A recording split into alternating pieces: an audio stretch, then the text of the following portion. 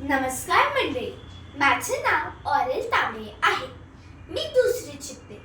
आज मी आपल्याला छत्रपती शिवाजी महाराजांबद्दल सांगणार आहे. शिवाजी महाराज हे आपल्या महाराष्ट्राचे वीरपुत्र होते. त्यांचा जन्म 19 फेब्रुवारी 1630 रोजी शिवनेरी किल्ल्यावर झाला. त्यांच्या आईचे नाव जिजाऊ आणि वडिलांचे नाव शहाजी राजे होते.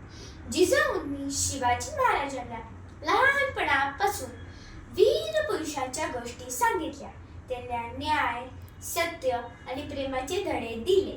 शिवाजी महाराज हे खूप धाडसी होते. ते सगळ्यांना मदत करायचे. शिवाजी महाराजांनी स्वराज्य स्थापन केलं. त्यांनी अनेक किल्ले जिंकले, पण त्यांनी कधीही गरिबांना त्रास दिला नाही. ते सर्व धर्मांचा आदर करायचे.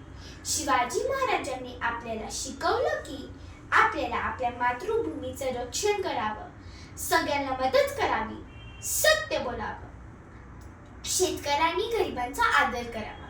म्हणूनच आपण दरवर्षी शिवजयंती साजरी करतो. शिवाजी महाराज हे आपल्या सगळ्यांचे आदर्श आहेत. जय भवानी, जय शिवाजी. धन्यवाद.